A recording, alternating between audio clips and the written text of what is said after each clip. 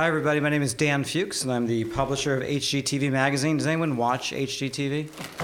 See, it makes my job so much easier, right? You walk into a sales call, and you just talk about Chip and Joanna Gaines and the Fixer Upper, and people are smiling and nodding, so hopefully you will do the same. So I work for Hearst Corporation, so our magazine is actually a joint venture, and we have several of these at Hearst, and I've worked at Hearst now. This is my 13th year, and I've worked on 3 joint ventures. The first one was Lifetime magazine, which had a very short lifetime and some very great learnings in terms of brands that translate well into print and perhaps some that don't. Nice rebound for me going to work at the Oprah magazine, which those of you who are Samir students probably hear about quite a bit as a pretty revolutionary title. And then transferred over to be the publisher of HGTV.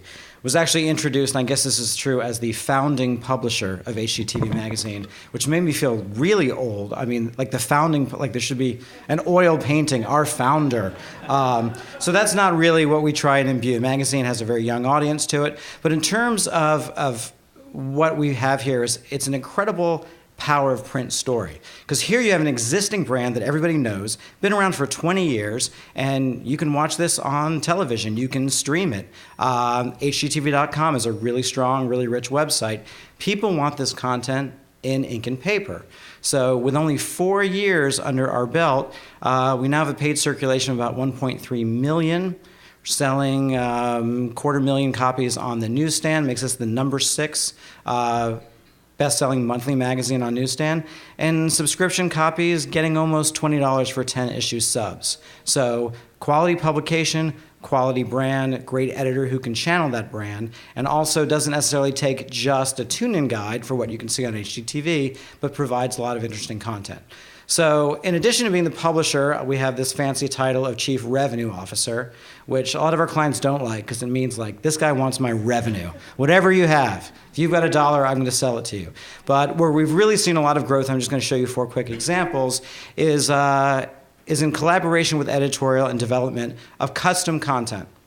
So custom content is really a very fancy word for advertorial that we used to use a lot, but it has evolved very much, particularly as advertisers work within the native space. So as Sid was talking about earlier, some of the great things that have been going on covers, there's a real appetite for advertisers to do some of these big, exciting units. So I'll show you a few examples, and I actually brought a little show and tell, but they can be as simple as in this our April issue, where we always do one very close-up shot of a room, because our editors don't want anyone to say, well, I don't have a porch or I don't have a sunroom, but pretty much everyone's got a bedroom. So editors thought it would be fun to show maybe what that expanded view could look like. And then you see, oh, there's a pretty cool nightstand, and there's a lamp, and there's a DIY project for it. Nice opportunity to go to an advertiser, in this case a paint advertiser, with their spread ad and develop a little custom content. And when we get into the panel, I'll talk a little bit more about how we do that at the magazine. Another interesting unit, this is on newsstand now. And this is our pops of color. So if you watch HGTV, you hear people talk a lot about backsplash. Everyone's talking about a backsplash. That's the one thing I learned about. The second thing was a pop of color. We're going to do that for a pop of color. So a lot of magazines do a color issue. We do a pop of color issue. And we thought, wouldn't it be great if there were actually pop-ups on the pop of color issue?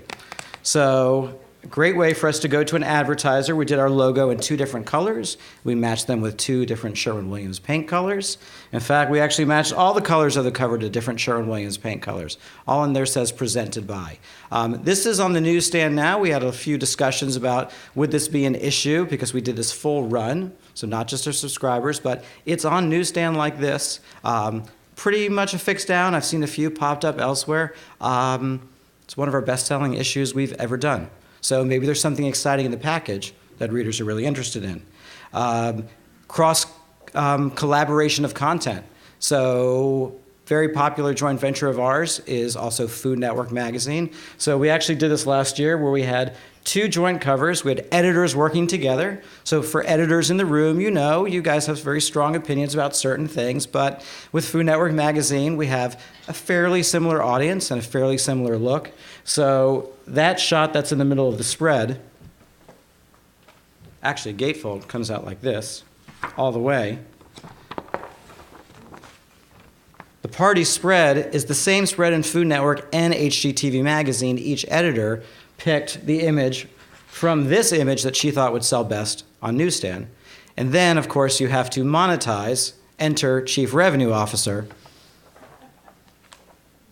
Very nice big ad sale for a Pepsi Pure Leaf tea brand. What's great about this is this was their ad. All this is created by us on the advertising side. So here's a very big custom content play that lives across both. And then we actually package both magazines at newsstand in a separate, it's a great spring party to get together. And then lastly, the very first page of HGTV Magazine is not the TOC. From the very beginning, what we've done is we've had our front door of the month. It's our way to say, come on in to the readers, and it looks like this. So again, as the Chief Revenue Officer, as soon as we saw this when we launched, is how do we find someone to help us open the door? So the door is actually open about 3 or 4 times. It opened first in October, and it's perforated, and you see it up there, which is a lot of fun for the reader to play with. And it opened up thanks to our friends at Campbell's Soup. So it was a very fall message, October. You walk in, you see a message here about opening your door to the delicious warm welcome of Campbell's and some editorial content on the inside, followed by an ad. We also opened up the door to a pet advertiser. We were talking pet advertiser. It was like, would you ever do a pet door? Well, sure. People have pets and they have pet doors. So that actually was a little flap that opened up as well, sponsored by our friends at Nutrish. And coming up in our June issue, which is our paint issue, you'll see the door open up once again for a paint advertiser with some really good content underneath. So underlying, we love it when an advertiser wants to run 3 or 6 pages, but where we're really seeing the growth on the revenue side is collaborating with them and creating really cool, interesting custom content plays that they perhaps couldn't generate themselves.